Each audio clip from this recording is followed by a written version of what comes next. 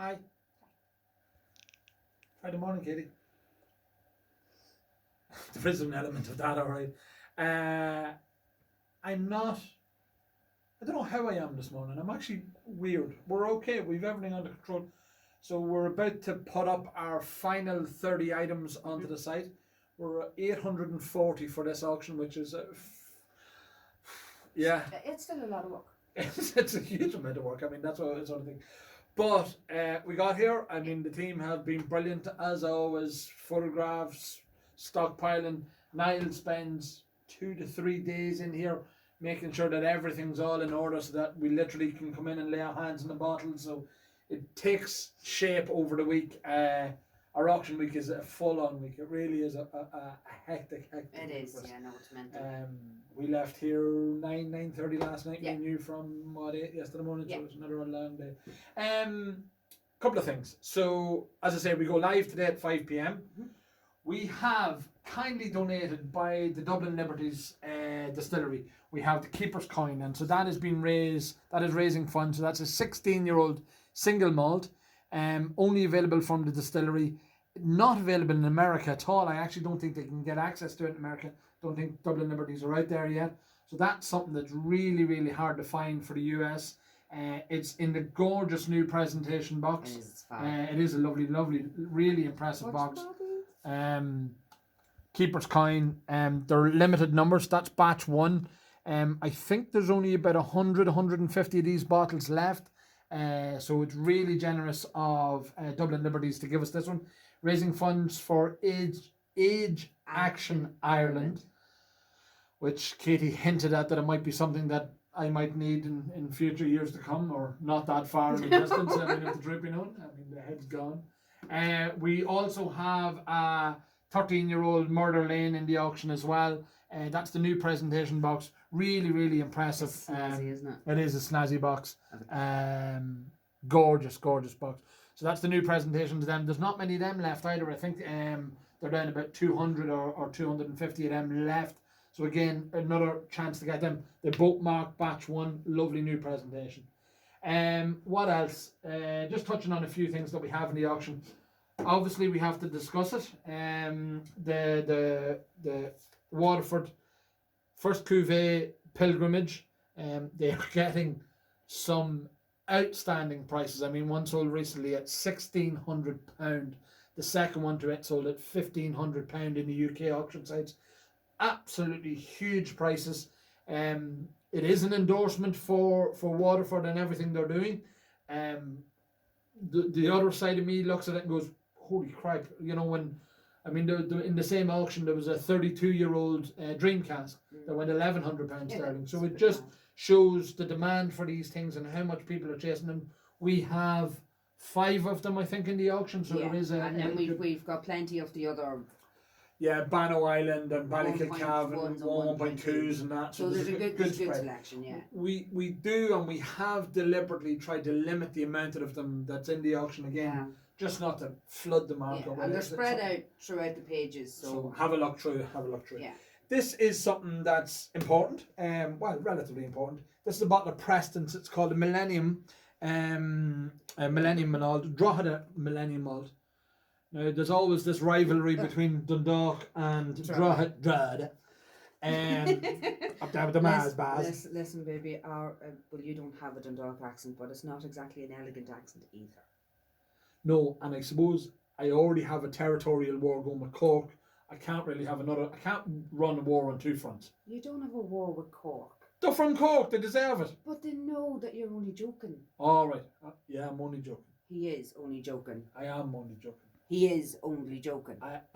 She makes me apologise again. This is just. I mean, look what happened the last time. Are you determined to offend half the bloody country? Well, probably. I mean, I can do it fairly easily as well. I mean, it doesn't take a lot of effort. I mean. Well, that wouldn't. I know that. You know? But, I mean, like, seriously. Okay, right. Shut up. People, See, you had to start me on again. People skills, communication skills. She says that I'm on Friday. Millennium Malt. This was something that the Cooley Distillery produced. It is Cooley stock. Preston's was a famous old Drogheda distillery. There's still some of the old original bottles around. They were bought up by Jameson, swallowed up into the Jameson Group. Strangely enough, some of the malt that Preston's distilled was actually bonded in Dundalk here. We have a street in Dundalk called Distillery Lane, and it actually had a bonded warehouse on it that held some of the Preston's malt because what's his name? Oh, yeah, oh, bless him. Martin, not Martin. No. I can't think of his name. Bless him. There's this elderly gentleman that came into us, and he came into us with some old bottles he had at home, but he actually worked in it. And one of the things I loved sitting talking to him was, you know, the stories he'd tell you, and he had that information in his head. Yeah. Unfortunately, when he's gone, is it lost? You know, this is the information yeah, that's... because if you think of, after we was talking to him and we done some research, like our town, I'm trying not to say it like that because you have it in my head now, had one of the largest distilleries. Oh, yeah, in the Malcolm country. Brown, yeah. We knew, And we sort of knew like that anyway, but... The chimney, sailors used it as a focal point to see where they were in the water. I thought that was it was mad. so big, it was so tall. It was actually the tallest structure at one stage in Ireland and England.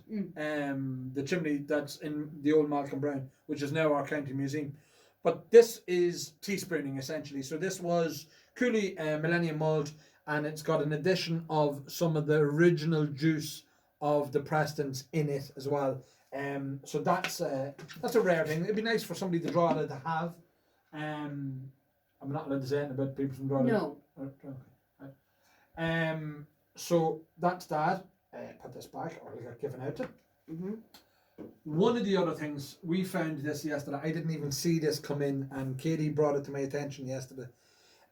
So Bushmills, I have a girl for Bushmills. I really do think that it doesn't get half of the love that it should. The love that it should. I mean, their single malts, their crystal malt is phenomenal.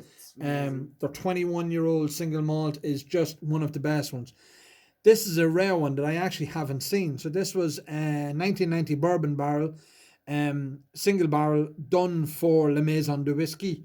It is in absolutely pristine. I mean, literally, I don't think it was ever out of there's a carton sleeve. I opened it up last night when I was putting it up on the site, and you could smell the old. You know that old smell? Like me? No, a different kind of old smell. You know, like old vintage Pee? cars. Like no, old people pee themselves. not that kind of old. All right. Like, you know, vintage Leather cars. Vintage. Oh yeah. Diesel. And problems Not and diesel. cars that don't drive and yeah. Bushmills. It's Friday. Bushmills. I really do think they don't get enough credibility for what they do. No. They have some of the most fantastic stuff. Yeah, and I've said this before, I love the Acacia Wood, the distillery. Yeah, the exclusive. Yeah, that's a cracking one. They were the first ones to do the Acacia Wood as well. It's just lovely. Really, really nice. So I think that's it. We are more or less ready. As I say, the last 30 items are going to be uploaded onto the auction. When we were mapping out the calendar, when we were mapping out the auction dates and all that sort of stuff, and we sat and we done for today's date, and it's funny how we're in Ireland. We live in a wee bubble. I always say that Ireland is a wee bubble in its own right. But it's funny how when we're doing something like that, and we looked at the calendar and both went, holy shit, that's 9/11. Yeah. Our strange one for you guys is our cameraman, person, Jade, our 21-year-old daughter, was 18 months old, just over 18 months old. Just over 18 months. When 9/11 happened, and we were actually going away for a weekend. We were going over to Galway for a weekend. We were driving over the road, our toddler in the back, myself and Kate in the car, and it's just mad how many memories we have attached to 9/11. Yeah. I was driving to Galway 2 weeks ago, and I passed Cons in the middle of Mullingar, and it is funny. That's where we stopped. So we got a phone call about just before Mullingar from a friend of mine saying, Turn on the radio. Turn on the radio. Something's after happening in New York. And It was coming close to lunchtime, and we pulled into to Mullingar. We were looking for someone to have something to eat and obviously feed our daughter. And we went in there and we seen we seen the second plane hit, and it's just mad. Yeah. It's mad. It's mad how that, in the 19 years that it's happened, has changed all of our lives. I mean, many things like the security checks in airports. Unfortunately, the thousands of people that died in the original attacks, but how many people have died since it as well? The soldiers, the after effects, the wars that's gone on after it, all as an effect of that day, that one day, and how it's rippled through time. Yeah, so, and it still is.